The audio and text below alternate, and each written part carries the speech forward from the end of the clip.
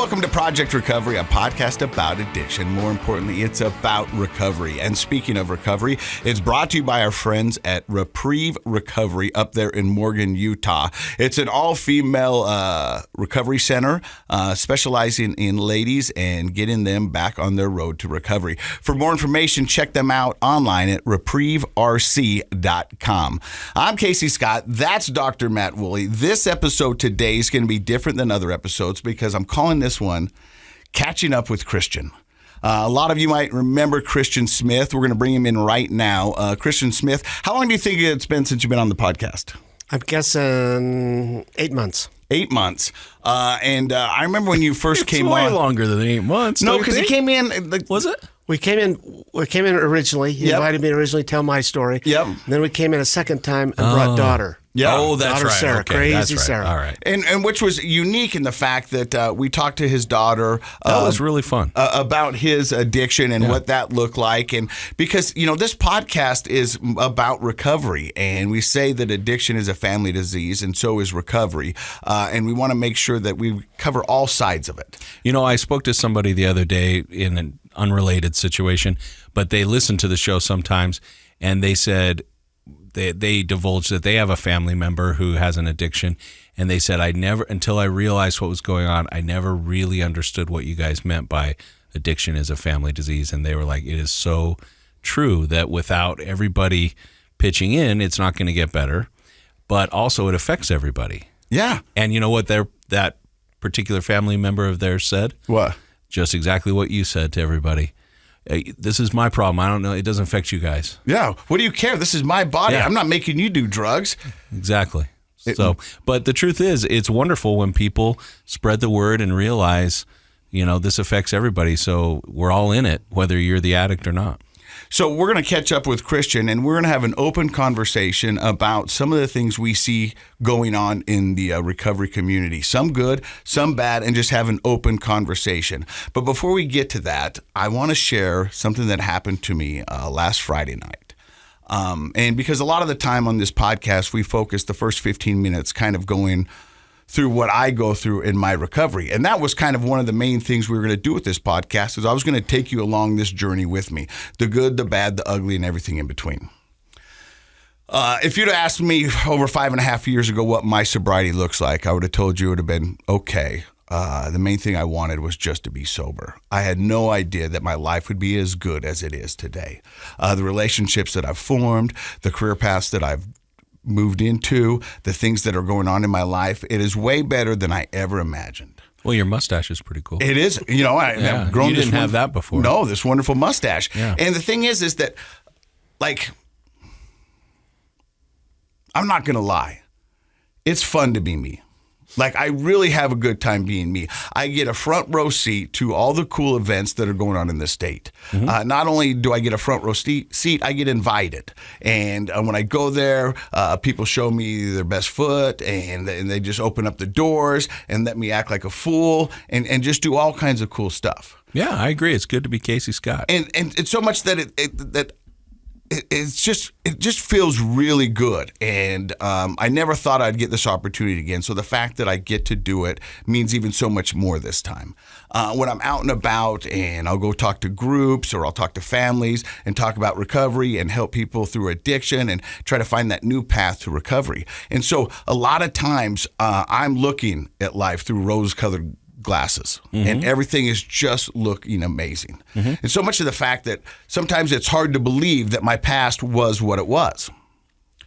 So last Friday night, me and my girlfriend, the lovely Leslie, I didn't have my kids, she didn't have her kids. We said, let's go out to dinner.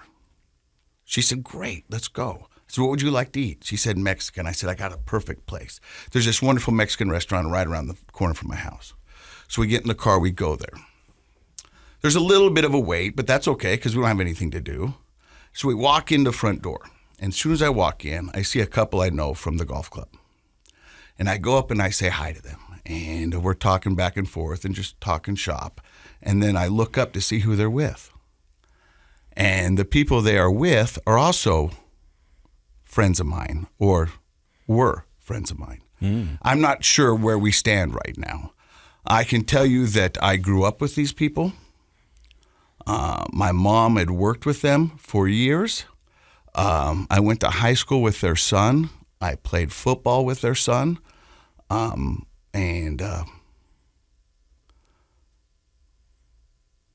he got married, he asked me to be his DJ.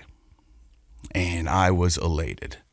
And I was excited to show these people what I could do and how good I can be at this job. Unfortunately for them, the DJ they hired was in the midst of ruining his life.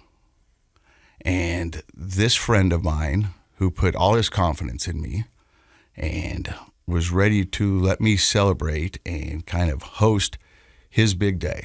We had family members flying in from different states.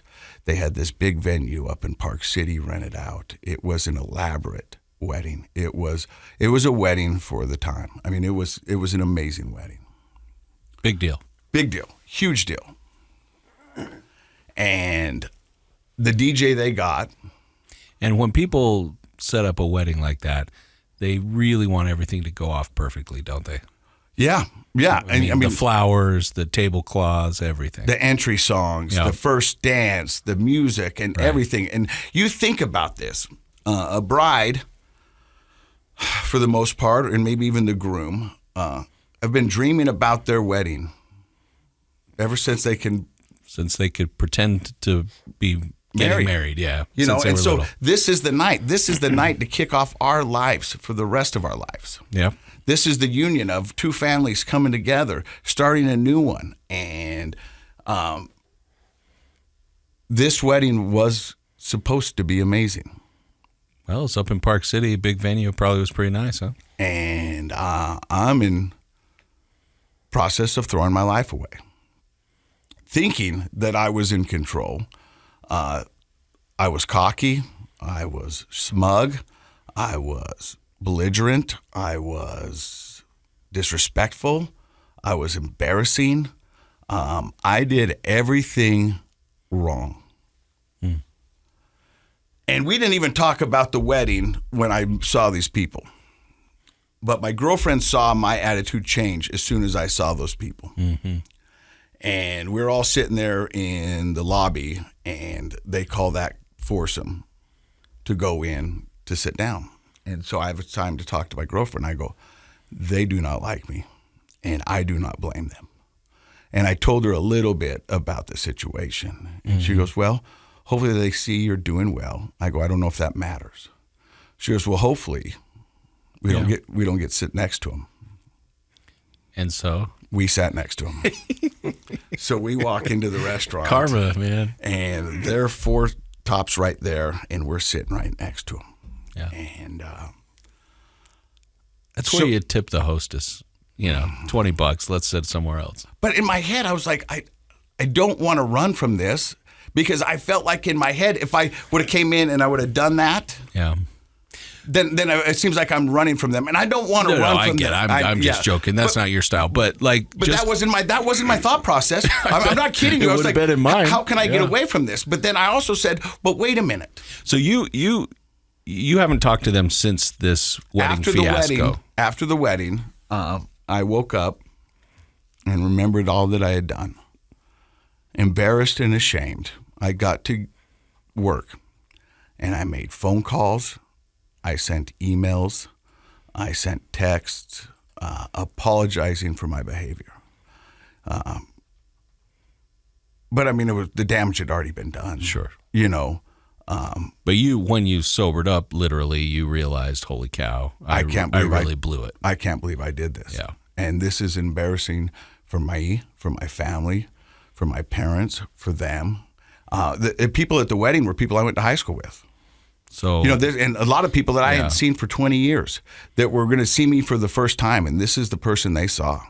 And I'm not exaggerating when I tell you that I was at my lowest. I was at my worst, my most embarrassing. I am shocked. I mean, it was one of those things when I saw them, it instantaneously hit me, and I was like, oh my gosh. And I relived that whole night. So uncomfortable, the fact that I did not even sleep that night. And my girlfriend was like, well, what was wrong with you last night? And I was like, I just couldn't get it out of my head. Now, I know I'm Did you guys have any conversation back and forth at the tables during dinner? I talked to the other couple, but I said... And they never responded to your original apologies from back in the day? I don't believe so. Yeah. And I did say hi to them, and they said hi back. Yeah. And I'm sitting there, and I know there's nothing I can do to change that. And I know that I can't live in that space.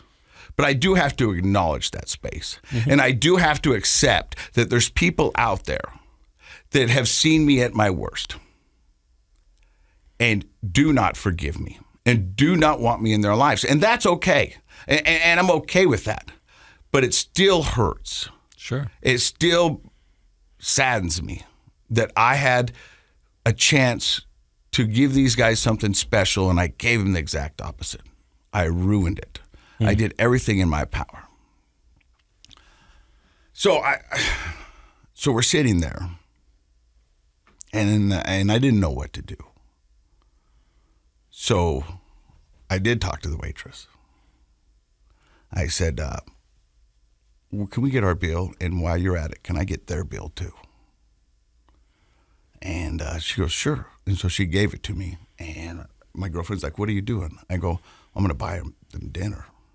And when I say I'm going to buy them dinner, that was not going to make up for it in any means. But you're making a gesture, right? I just wanted them to know that, hey, look, I know this will never make it right. I know this will never fix it. And if I don't hear from you, that's okay. Yeah. But I need you to know that this is some small way of me saying I'm sorry and I still remember and I feel horrible. Yeah. And so I bought their dinner and it made me feel a little bit better, but I wasn't sure how it was going to be received. Well, it sounded like it kept you up at night still. It did keep me up at night. And so the next day I'm getting ready and the phone rings. And it's an unknown number. And I'd answer it anyways because I like talking to telemarketers. We're a little different, I think, sometimes, Casey.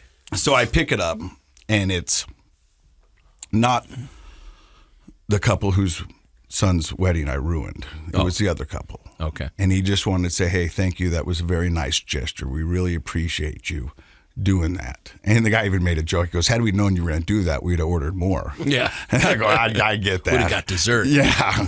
And so it made me feel better. So I know that, at least half, and I'm sure that it was appreciated on both sides. Sure. But the thing that bothers me is that, that there's instances in my past that I can't make up for. Yeah. And I can't right those wrongs because the time has come and gone. And the thing happened, and it is what it is.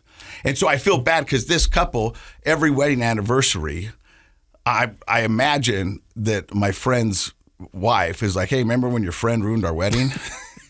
You know what I mean? Or like, I imagine him like, hey, I think we should go here. He's like, I don't think you get to make decisions. Remember when your friend ruined our wedding?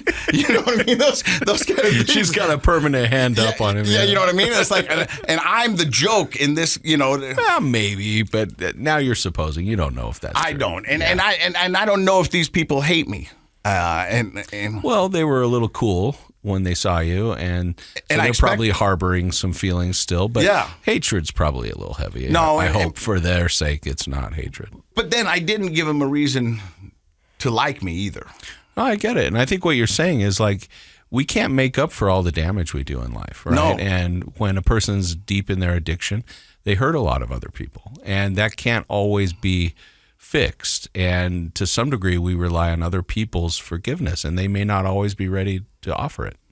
There's been a couple of times in my recovery that I've been doing well, and I'll be out in social settings and talk to somebody, and somebody will mention my name, and or my friends will be in social situations, and somebody will mention my name, and they go, that guy's a jerk.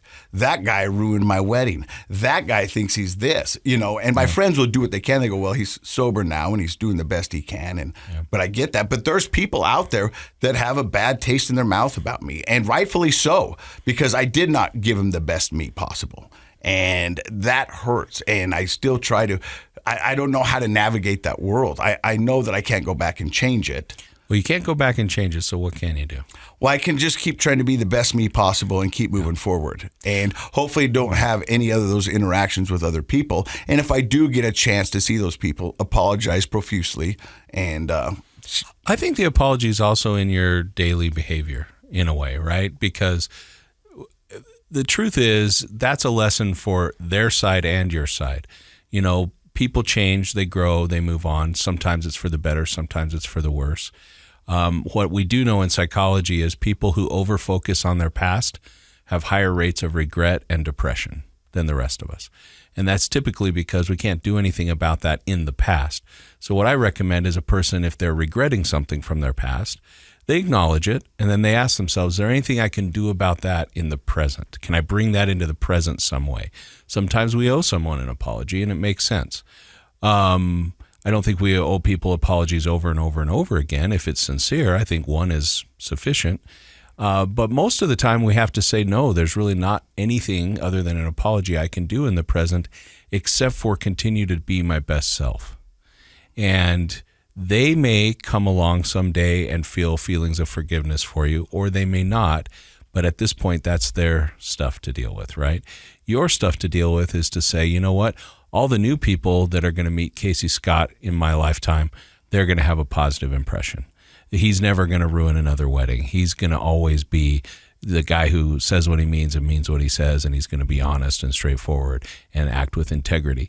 And the truth is, I think whether you're a person in recovery or not, that applies to all of us because we've all done things that we're not proud of. We've mistreated people, we've hurt people, we've let people down. And all you can do when you're perseverating on those past experiences is ask yourself, wait a second, is there anything I can do about that in the present? If there is, I'm going to get busy doing it. If there isn't, I'm going to get busy being the best self I can be. I love that. Christian, you've been sober how many years now? 15. Do you ever have an experience like that? Yes. And how do you handle it? What do you do? I'm working on, as you were sharing that experience, years ago I was introduced to the concept of approval addiction. Mm-hmm. And so I'm thinking in my mind of that's something that I struggle with. And to this day I still struggle with, I can't like me if others don't like me. And very similar stories over 27 years of drinking and drugging. I offended a lot of people. And I'm working, somebody once said to me, Jesus had enemies and Hitler had friends. And their attempt was to say, get over yourself, Smith. Not everybody's going to like you. If that's your expectation, you're going to be setting yourself up for a lot of rejection and pain. What were you going to say? Well, I'm going to say, I get that. And I know that not everybody out there is going to like Casey Scott. And I am not everybody's cup of tea. The problem I have is that I ruined their wedding. And I gave them a reason. It's not because they didn't like my personality. They didn't like who I was. I ruined their event because I was a selfish a-hole. Has their 10-year reunion come up yet? Or reunion anniversary? I don't know. 10-year anniversary? Has it been 10 years? I don't know. Probably. Are they still married? Yeah. Yeah. What if you change the narrative? What if they actually sometime, maybe now even, or down the road with kids or grandkids, you remember our wedding? Remember that doofus dude? Well, what if it's not pain and now it's humor? Yeah, it could be that, absolutely. So we have to make sure we're not, assuming things that we don't know are true. But my thought was, what if you called them up and said, at your next anniversary, I'm going to DJ an anniversary party for you guys? I think they would pass, but I would. Well, see, even that, you're just guessing. You don't know. No, That's I a don't. guess. Well, I want you to think about that. Not because you owe that to them per se, but you're obviously, I have never really seen you like this, harboring something like this. That's not Casey Scott. So to me, you have some work to process, to work that through. And buying dinners may be a nice start, right? But if you went back to the couple and you said, listen, I owe you guys a really great night. And I can't make up for what happened, but in the spirit of moving forward, at your next anniversary, what if I go to the golf club and I DJ an anniversary party on me for you guys? It's not a bad Will you idea. think about it? I'll think about it. Because I'd love to be there. Yeah. And support you in that. I'm in.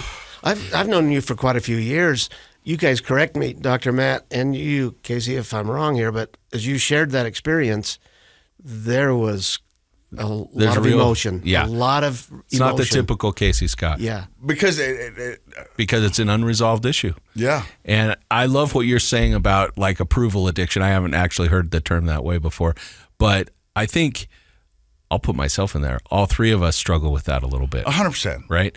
And it's even though in your mind you can wrap your mind around the fact that obviously not everyone's going to like me, but maybe they could, right? Like there's a little bit in there, like I want them to. So not to feed that part of your brain, but maybe to say I've done all I can. And wouldn't it be great if, for their sake and yours, it was a positive reunion? So in my head, the way I get around what you just said is I don't need to be liked by everybody, but I want to be liked by everybody. Does that make sense? Oh, yeah. I mean, I understand. I know that feeling. I understand that, you know what I mean, that I don't need it, and my day's going to go on whether it does or does not happen. But, I want to be liked by everybody. Yeah. I mean, I really want to be liked. Try being a therapist to teenagers. That'll toughen you up real quick. Well, so we're just getting ready to kick off the show. We're catching up with Christian. You're listening to Project Recovery. Stick around. Hey, welcome back to Project Recovery. I'm Casey Scott. That's Dr. Matt Woolley. Our guest today is Christian Smith, who at one time held the swear record on the podcast. We've had a few people on here that have surpassed you, not by much.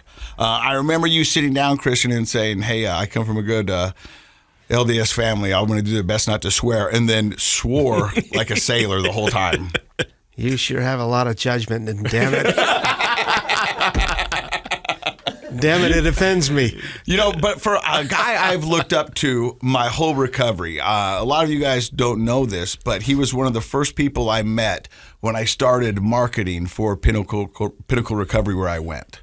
And so we'd get these get-togethers and with other recovery houses, so you could swap clients. So if you get somebody who's not in network with you and they've got someone else's, you refer Finding them a better fit for people. A better fit and do that. So we, once a week or once a month, we'd all get together. And I remember walking in and talking to Christian, and I was like, that's my guy. Yeah, oh yeah. That, I vibe with him. And so when we started the podcast and he came on, it was just a wonderful chance to get to know more about you and hear your story. And your story is crazy. Yeah. I mean, like, and I don't want to speak out of school, but at one point in your addiction, you took money from your son who saved up for a car. Yes. Went to go down and buy that car, but ended up on a 3-day bender in Wendover. That's correct. Am I right on that one? Absolutely. Correct. And so you've done some stuff that you're embarrassed of, and you've now got 15 years of sobriety. Do those kind of events rear their head at you and remind you of your past every so often? And how do you deal with that? They don't rear it as much now as they used to, but it comes up every once in a while. Just 2 Christmases ago. We're at the family party, and my sister, who I had stolen from her many years ago, 15 plus years ago, it's getting late in the evening, and it's time for her to go, and she announces that she's going, and has anybody seen her purse, she said. And a brother of mine spoke loudly and said, has anybody seen Christian?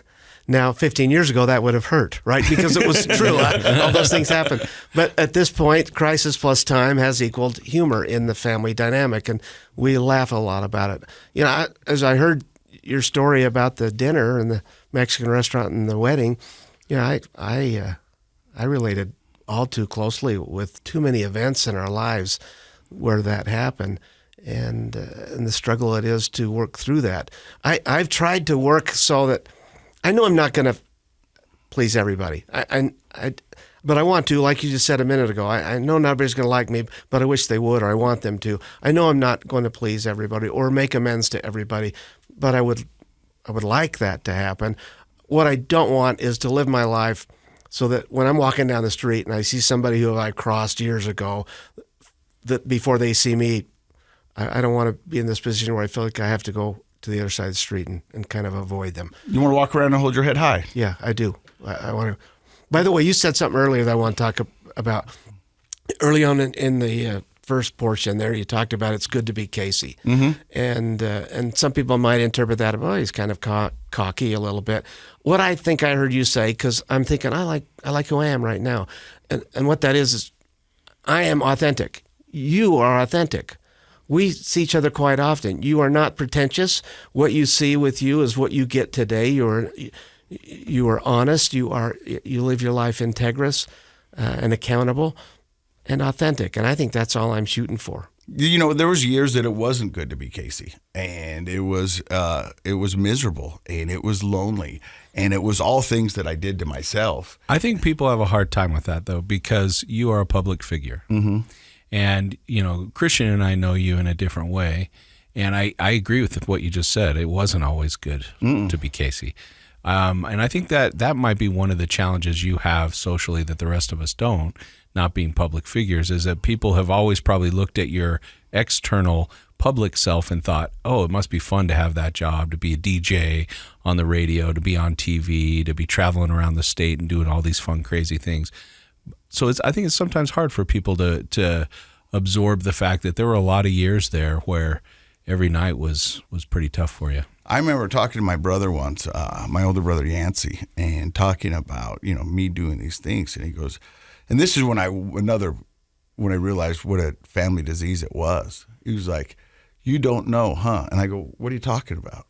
And he goes, do you know how many times my phone rings and people want to know what you did and how come? And when you messed up, he's like, people would just, you know, go to him. Yeah, it wasn't fun being your brother. Yeah. You know what I mean? Well, and you know, you and I are from similar places. I'm from Morgan. You're from South Ogden. That's small community, South Ogden. If you're anybody, everybody knows you. And so the word got around, I know. And so, I mean, it's just, and these are just things that I think of and that happen in my day-to-day life. And I want to share those. And that sounds like Christian can relate, and there's probably other addicts that can relate, and there's family members that relate. And I mean, I know there was times when my mom and my dad and my ex-wife and my kids, you know, all the narrative that was going around the town was that I'm this loser alcoholic, and you know what I mean? And that can't be fun for them to listen to, you know what I mean? And it was tough, you know, and my kids got to go to dances, and kids can be mean. I still remember that time that I picked up my son from elementary school, and he's out front crying. And I go, what's wrong, bud?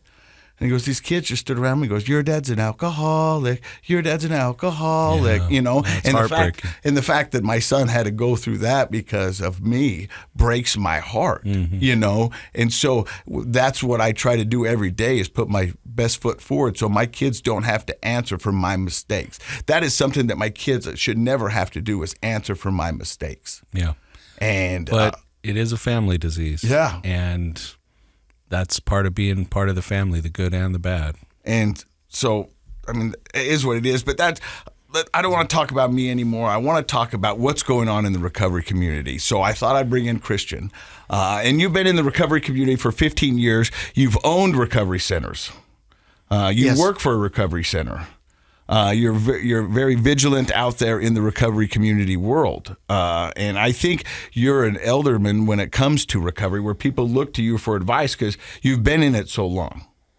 That's fair. So what are some of the things that you're seeing out there that are, when we talked off air, you were like, let's open up some conversation. Let's push some buttons. So what's something that I'm excited to talk about this today, because instead of having Christian review his story, which, you know, we've had the benefit of having Christian on, and then Christian and his daughter on, but Christian is now in a different role on the show as a person with experience and insight into the recovery world, and a lot of people don't know what that's like. So you said elderman. Is that what you called me? Yeah. That's a pretty big vocab word, Casey. Yeah, Good job. Yeah, I like thank that. you. Well done. Yeah. I was almost wanted to take offense to it because I am in my 64th year. But 27 years of field research. That's code for those that are listening that don't know. Field research, for me drinking and drugging, and 15 years of a new way of living that we call recovery. And working in the field, I have here's some stuff that's going on in my mind as I get ready to maybe go play more golf with kids and boat with grandkids and whatnot. Here's some things going on in my mind. Our outcomes as a community, the outcomes they suck. Can I say suck on here? Is that bad? Yeah, you can. I feel like that's edit it. appropriate. No, suck's fine. Okay. You don't want to swear or anything. But the outcomes suck. And I know that, well, let's talk about outcomes. Let's talk about that for a minute. And it's a perfect time because last week we talked about a friend of the program named Seneca. And that was kind of our jumping off point, is that we were saying, we're a podcast that celebrates recovery, but the reality is more people are losing this battle than winning this battle. Yeah. Fentanyl has changed the game. That's new. That the current fentanyl out there is it's changing the game. People are dying from it. We don't even have the bad fentanyl in Utah yet. Our fentanyl doesn't have that other ingredient that I forget. If I had my mind all about me and was younger, I'd remember. Fentanyl's killing people. It's also much worse withdrawing from fentanyl than traditional opiates have been, including heroin. That's the first time I've heard this. So I didn't know that withdrawals were worse from fentanyl than from opioids. Well, I think that's or heroin. because of the synthetic nature of it, right? Must be. Instead of it being, it's engineered to be more addictive. Yeah, and it's because the withdrawals are so horrific. People are not seeking. They're not seeking treatment as much. They can't get Suboxone or Subutex doesn't work as effective on the current fentanyl as it was working on other opiates. Because we've had many people on this podcast who said that they welcomed death but feared withdrawal. Yeah. Is that death was something that they would welcome, and because the withdrawals were so horrible. Yeah, you felt like you wanted to die. You wouldn't die. You just wished you would. That's how bad it was. The feelings of, people ask me that question all the time. What's it like that have never gone through it? Family members. And the closest I've ever come, and I don't think I'm doing it justice, is to take the worst flu you've ever had and times it by 10. And I still don't think that gives an adequate explanation as to what physically and physiologically and emotionally is going on in the mind and the body. So when talking about outcomes in recovery, you said that we're not doing good. So, okay, Doc, you can help me with this a little bit. As I've done research over the years, I'll read a little bit and like to see what's going on there. Let's start with this. What's your understanding, Doc Matt, of how many episodes of treatment typically it requires in this country before somebody finds long-term recovery? Long-term recovery in the research I've looked at doesn't exceed 365 days, doesn't exceed a year.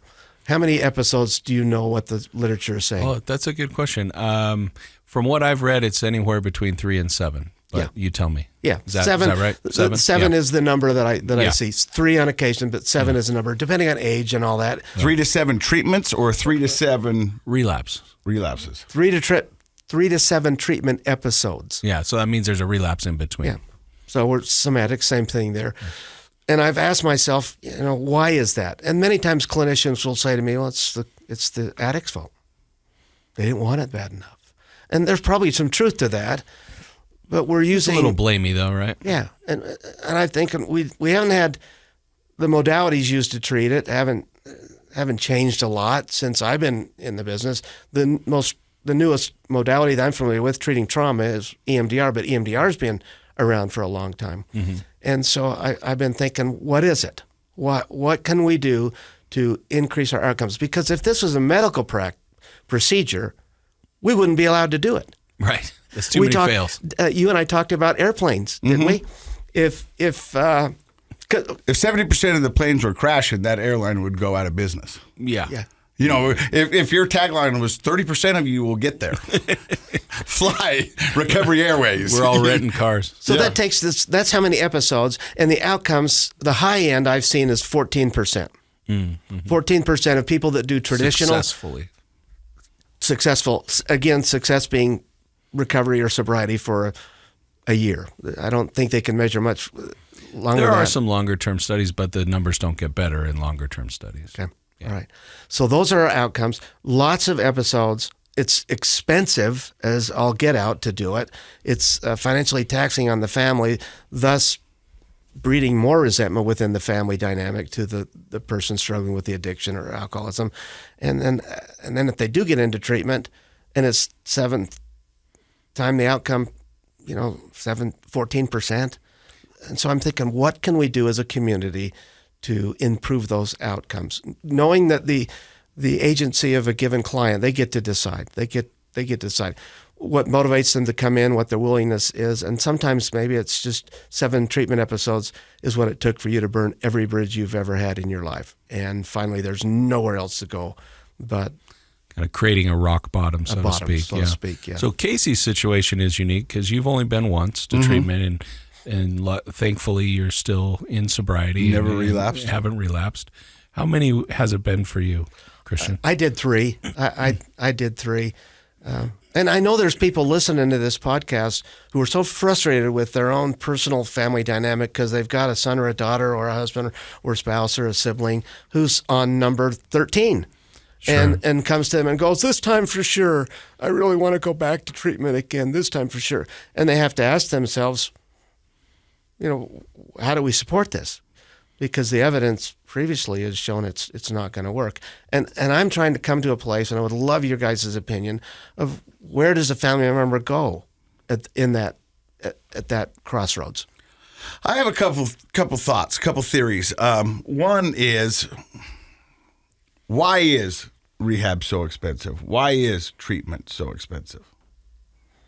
I mean, and that's just a genuine question. I don't know. And if so, then who should, because there's families out there that can pay it. There's families who can't pay it. And are they getting the same quality service? Are they getting the same things? And so I think what it goes back to me and why my sobriety, I think, is working as well as it is right now is it's my willingness. And it's trying to find that person's willingness to find that sobriety. We've had so many people that have been on the podcast that are good at the treatment game, that they know if they go and do treatment, then they've got another 9 months before they have to come together again and figure that part out. So it's kind of a part of their program, if you will. The insurance, on that note, the insurance companies are changing the game a little bit now. They've not wanted to authorize, because of outcomes, right? And it makes perfect financial sense. Fiscally, if our outcomes are this bad, we don't want to authorize somebody going to treatment.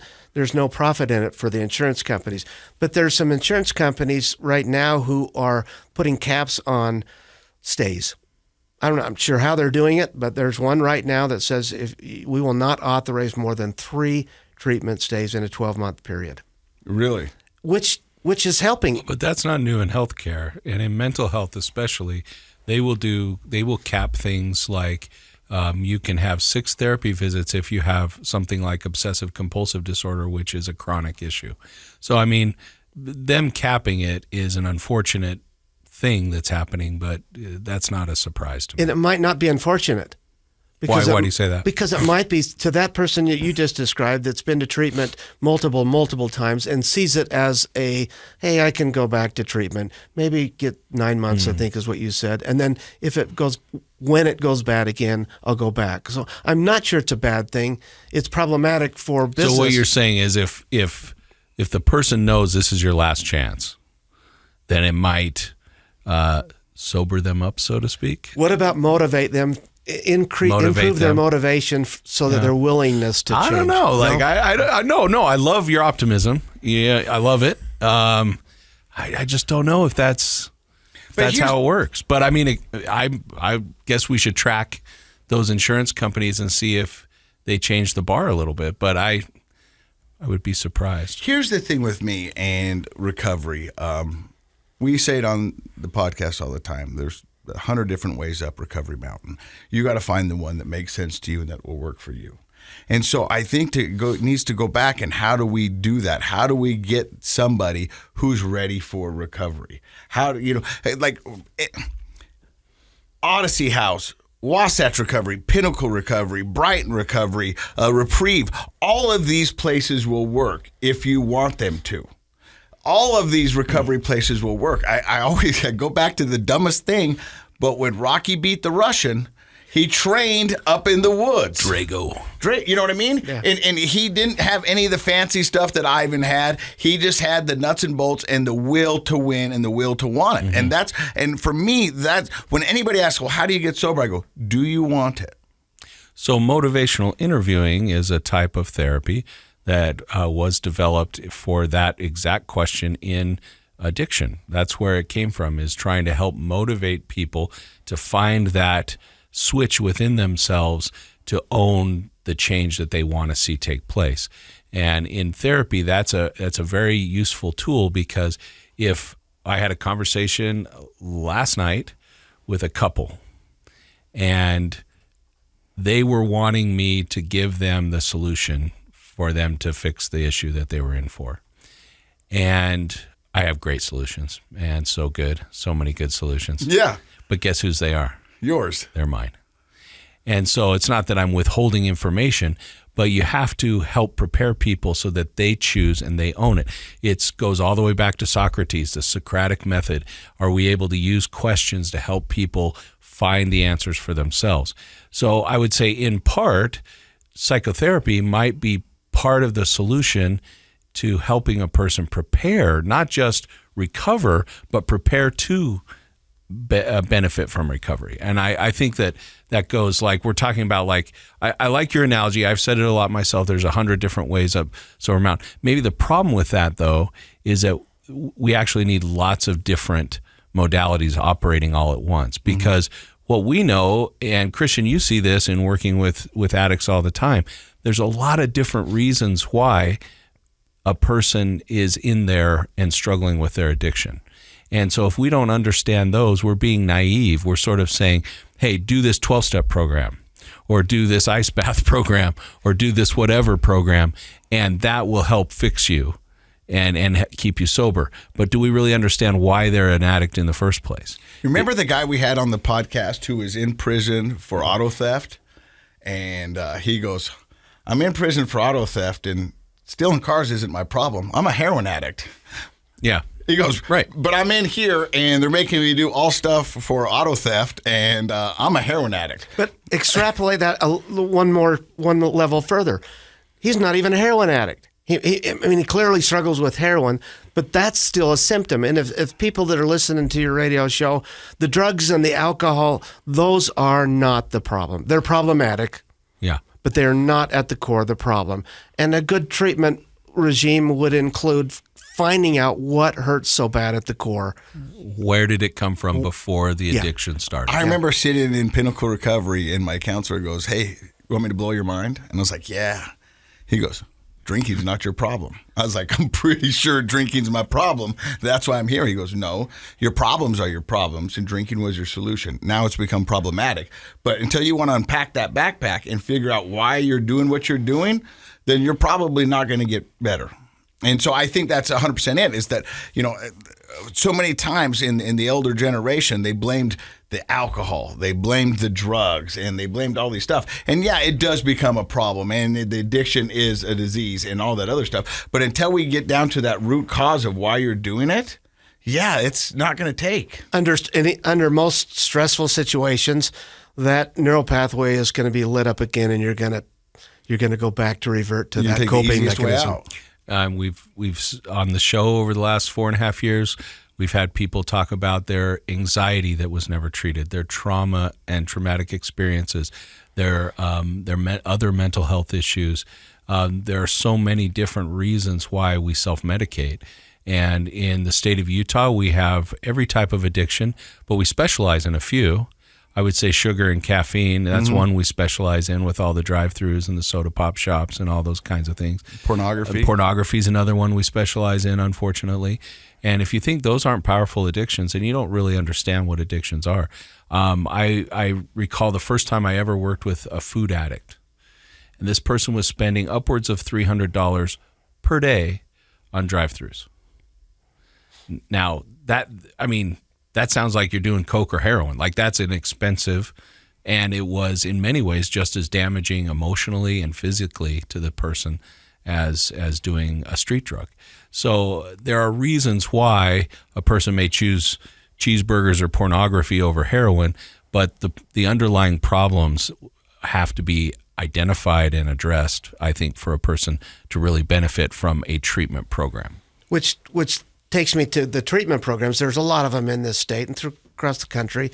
And I think the job for a family member or someone struggling with addiction or alcoholism, seeking help, their job is to go tour treatment centers until they find one that everybody uses the same modalities in this country. The laws require it. Nobody has any proprietary stuff for treating alcoholism and addiction, but I think the cultures are different, and some modalities that are incorporated in some treatment programs are not used in another. We talked before the show. AA is a phenomenal support group for millions, and yet its numbers, outcomes are horrific. If you treated trauma without EMDR or other trauma modalities, it's not going to work. So I think the job is to find a treatment program that will incorporate the appropriate modalities, but that the culture that they tour, they feel it. They don't see it. They feel it. It's not what it looks like. You can go to the most inexpensive treatment center in Utah. I don't know what that is, but it's probably $10,000 a month, maybe $7,000. Or you can go spend $70,000 up Provo Canyon, and you can spend $70,000 and not find recovery, or you can spend $7,000 and find it. It doesn't matter so much of where you go. It's that you believe where you're going feels right, that you have a buy-in. Well, the thing that we found on the podcast, Christian, over 4.5 years of doing this, that the opposite of addiction isn't abstinence. The opposite of addiction is connection. Yeah.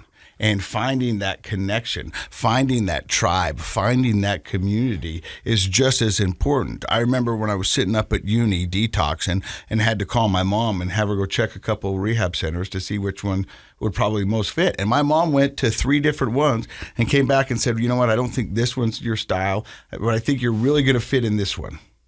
And so she picked it, and she was right. It was.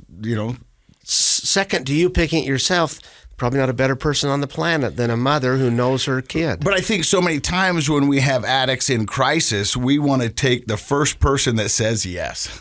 It's like, I can get you in here without even doing any of the research. And I'll tell you what, we've talked about it before. We've had people on here. You should be able to call any of these recovery centers in the state, in the country, and said, tell me about your place. Tell me about your lesson plan. Tell me about your modalities. Let me do a tour. And if they don't want you, then you don't want to go there. They should be open and honest and just forthright with all their frankly information. proud of what they do. Yeah. Yeah, I agree with you. What you guys are talking about is the goodness of fit model, and that's one of those general science principles. It's one of my very favorite. We've talked about it before. Success is not so much the product of individual things, it's how they fit together. And that applies to everything, whether we're talking botany or baseball or recovery.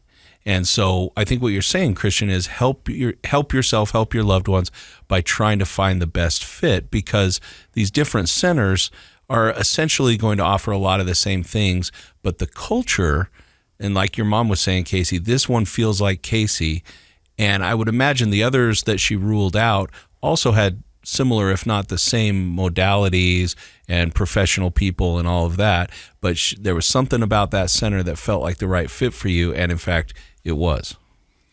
So that leads me to the next one. Christian, before he came in, he called his daughter and said, I'm going to do the podcast again. And Christian asked his daughter a question. What was that question? I told Sarah I'm going to do Casey and Matt's podcast again, and I said, what would you have me tell them? We preface it by, typically the audience that's listening to this show is listening because they may or may not have a family member or a loved one or a significant other in crisis with addiction or alcoholism. So we talked about this, you and I, Casey, just the other day. Probably not the addict, him or herself, listening to this show. Probably not. And so I prefaced Sarah with that background, and I said, what would you have me tell them? And her comment was, get the secret out. First thing she said, get the secret out. The secret being, okay, I have a loved one who's struggling with addiction or alcoholism. Mm-hmm. Get that secret out. Then she went on to say, but don't tell their story. Their story is their story. Your loved one's story is their story. I think the implication was she wanted them to avoid shame. Mm-hmm. She wanted them. So her two big things were get the secret out. Brene Brown, I love Brene Brown as much as anybody. And then years ago, it caught the 3 ingredients required for shame were silence, secrecy, and judgment. So I understand the toxicity of shame, and I understand it thrives in secrecy. So she said, get the secret out, but don't tell the loved one's story. That's their story. They get to tell it. Now, what I find so interesting about getting the secret out, and it's kind of what I do with my recovery. I put the secret out there so nobody's guessing and no one's wondering. Yeah. The other part about that is two. One, you can control the narrative. I'm telling it out there, this is it, and then we can have an honest conversation about it. But I don't want to tell my loved one's story because it is their story. Right. But the importance of getting that out there is twofold. One, it lets everybody know that you're going through, and you'll be surprised how many people are willing to help. Oh, that want to help. That want Yeah. to help. And the other part is, most of those people already know the secret. Yeah. It's not as secret as you think. You know, and that was the thing me and Christian were talking about in the elevator. I was like, you know, throughout my alcoholism, I thought I was fooling everybody. Sounds like I was only fooling myself because everybody else knew. That's the power of, I think, what your daughter was saying is get the secret out. You unburden yourself. You own it. You let yourself realize the secret's gone and I don't have to carry that around anymore, because that allows you then to start on that path of not being judgmental and just learning and understanding about yourself. I talk about that a lot in therapy, the difference between judgment and understanding. Judgment requires one of two responses, reward or punishment. Those are the only places you can go with judgment. Judgment doesn't help you understand anything. It creates a reward or a punishment. Understanding, creates knowledge, and knowledge can transition into behavior change. And so when we keep things a secret, we're just judging ourselves in private, and lying to ourselves. Nobody else knows. This is just my thing. The minute we let it out there and make it public, we can let go. We can start that process of stopping the judgment of ourselves and of our family members and just try to understand. And that is the only prayer we have for behavior change. Does that make sense? No, It does. Yeah. Yeah. He's good. Yeah. And I never looked at judgment with a reward and that kind of No, that's it. consequences. Those are the only two places it can go. It's crazy because we all walk around. Oh, we judge all the time. We judge ourselves. We judge other people. But I think that is a process for your life, is to learn to say to yourself, I don't want to be judgmental. I just want to be understanding. I want to learn about people. I want to learn about myself.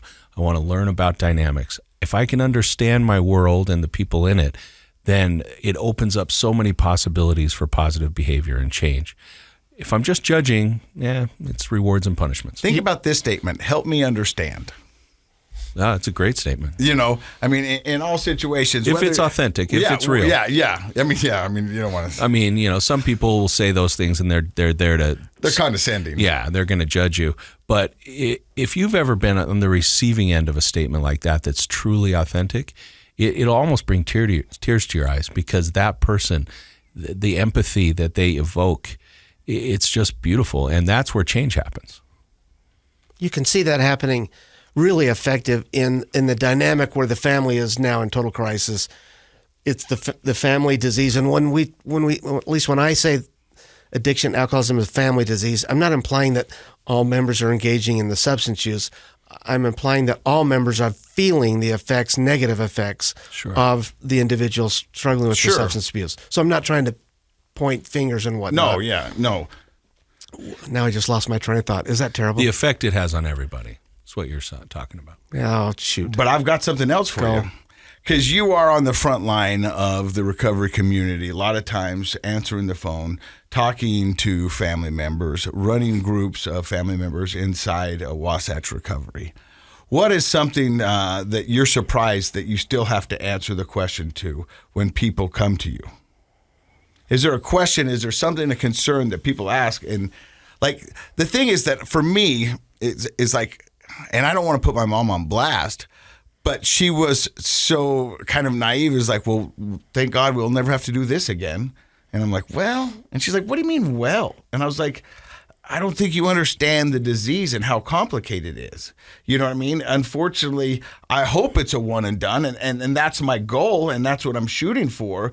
But to put all that pressure on me, you know what I mean? Like, I remember this one time when I was working, and I go to this guy's house, and I'm getting ready to bring his son into it, and he says, I don't care how much money it cost, bring me back my son. And I said, sir, I wish it worked that way. And you know what? There's some other businesses out there that will take your money and not be able to fulfill that promise. I go, but that's not how this disease works. You know what I mean? I can tell you that we'll put him in the right place. We'll give him the right tools. We'll be compassionate. We'll be empathetic. We'll be loving, and we'll be able to keep him safe. But we don't fix him. He's got to do it himself. He's got to find that path, and he's got to find it within him to want this. And if he doesn't, no amount of money is going to change it. That's not how it works. I'm trying to think an answer to that question. I think the most, it's no longer surprising, but the questions or references that I get that maybe annoy me more than any are exactly what you said. The expectation of, we're paying you money and you're going to fix this, like the guy's going to go to get surgery and the surgeon's it's a medical model attitude, right? And that is. That doesn't apply. Psychologists are as guilty as anyone for allowing the medical model for treatment to come into mental health, and I include addiction recovery in that. Meaning, it works for there's nothing wrong with the medical model in medicine. If you have an infection, you come in, you point it out to the doc goes, okay, yeah, I got something for you here, and they give it to you, and they shoot you up or give you a pill, and it clears up your infection. You're fairly passive in the process, correct, right? So that's a medical model. If you're getting a surgery, a close friend of ours just had a tumor removed. All they had to do is lie there, right? And the team did the rest. You can't be passive in mental health treatment. You have to own your part of it. You want to be with talented people that have all the resources. And for recovery, I think you need a team. You need people with different skill sets and specialties. But it is an active role that the patient or client plays, not a passive role. And that active role is, because it's a family, typically affects the entire family. The family needs to learn new roles and be active in that.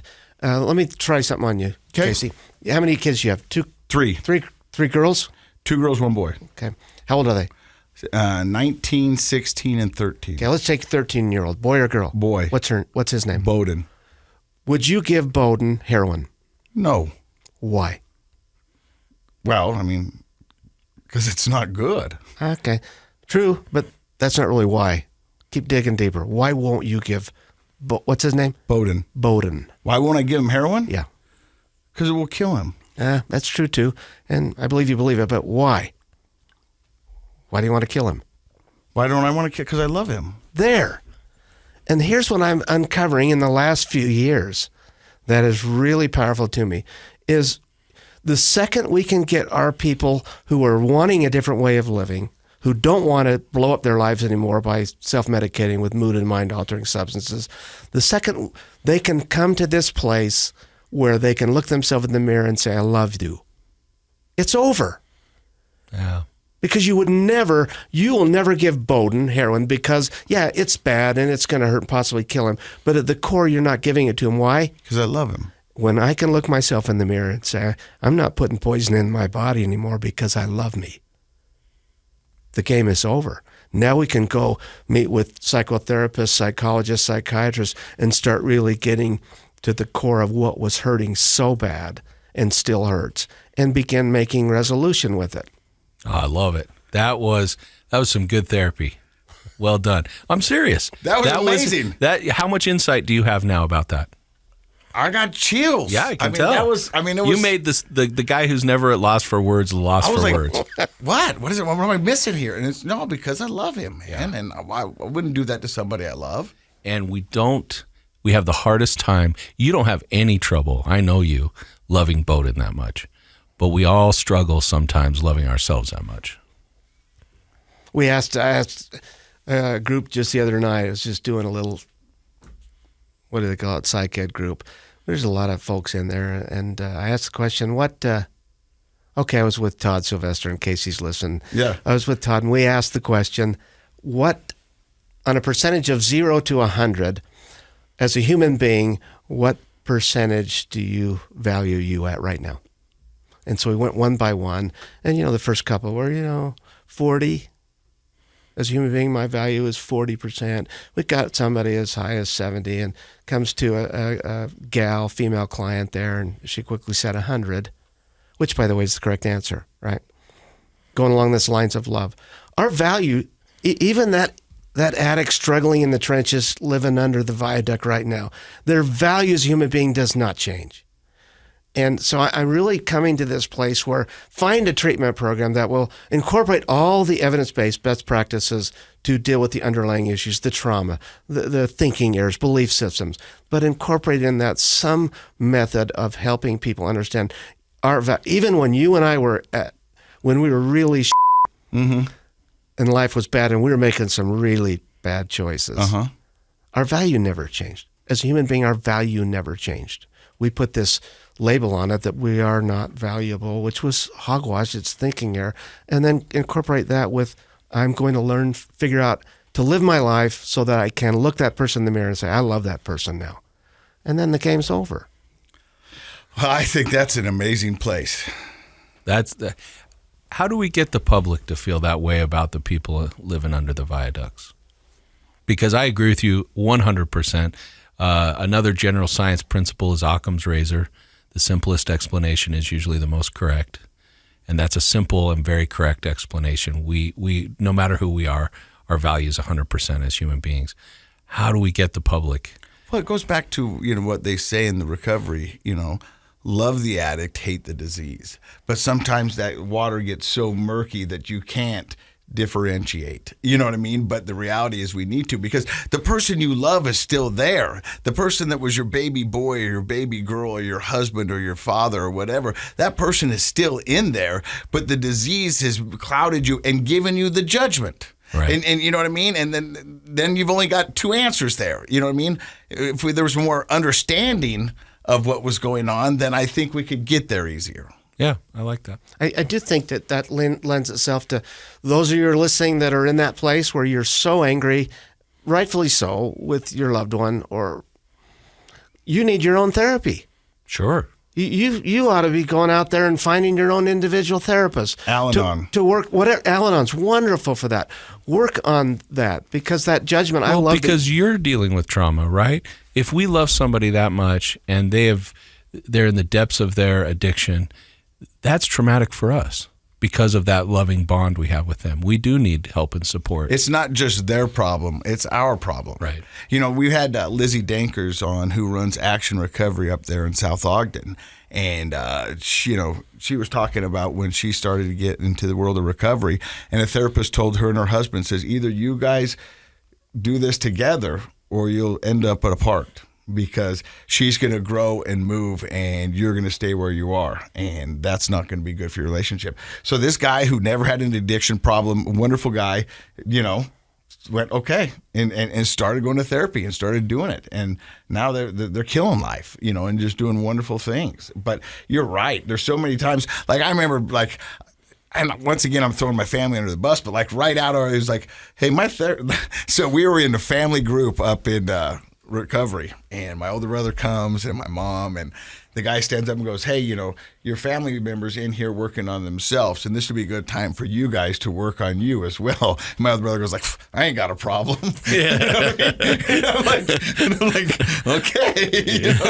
That's the mentality that we... Yeah, he was like, I'm not in here, you are. And I was like, yeah, but because I'm in here and you're here, we're here. So, I mean, but that's one of those things that they don't. They go, a family member's like, well, my son's got a problem. Yeah. Mm-hmm.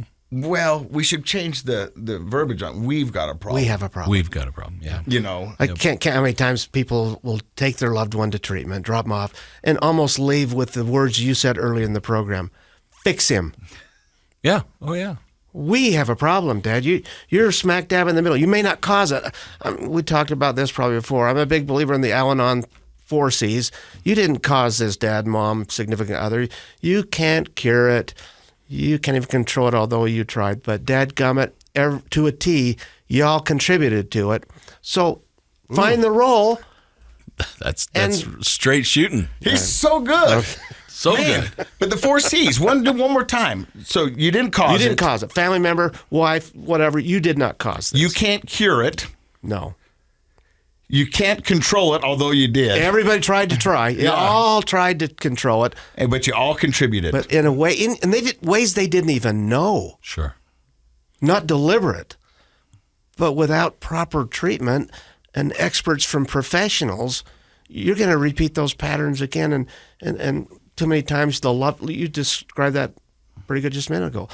The addict goes to treatment, comes back great, back into a dynamic of a family that hasn't looked at their own stuff, and we repeat this thing over and over, maybe 7 times. Don't you think that's fear? I interpret a lot of that as fear, like the parent that drops him off and says fix him, or the brother who says I don't have a problem. I think one of the most powerful motivating experiences we have in life is fear, and we don't always understand how it affects us. But it's fearful to look inside yourself. We can do a lot of hard work outside of ourselves. We can be confident in things we do and relationships we create. But when it comes time to kind of look inside and maybe realize, I love this child of mine that I'm dropping off, but I'm afraid I contributed to it. So my fear makes me shove that knowledge and insight away and just say, you fix him. And so I think by changing the narrative and the verbiage, by helping us understand this is a family disease, that we all can help each other, going back to what we wanted in the first place when we started families, I think that can help us overcome some of that fear, because defensiveness is just the armor of fear, right? That's all it is. Well, I had a fun time today listening to you guys swap stories. Me too. I'd like Christian to come every time. I think we should have him back once a quarter. Yeah, definitely. You know what I mean? And just talk shop, because Well, we got to find out. I'm not going to give it away now, but we gave off-air psychological golf advice. He's got to come back and tell us how that's going. I'd like to report those outcomes. Yes. I will. and then I'm going to see what I can do about my problem. Plus, he also proved the Beatles right today. Wow. All you need is love? That's right. I got you, buddy. Right? He's deep. Yeah. All you need is love. Da, da, da, da, da. Thank you for listening to another episode of Project Recovery. And Project Recovery is brought to you by Reprieve Recovery up there in Morgan, Utah, an all-women's facility. For more information about them and all the things that they're doing in the world of recovery, check them out at reprieverc.com. And in case you forgot, Project Recovery is what, Dr. Matt? It's a KSL podcast. Da, da, da, da, da. All you need is Love. love. Love is all you need.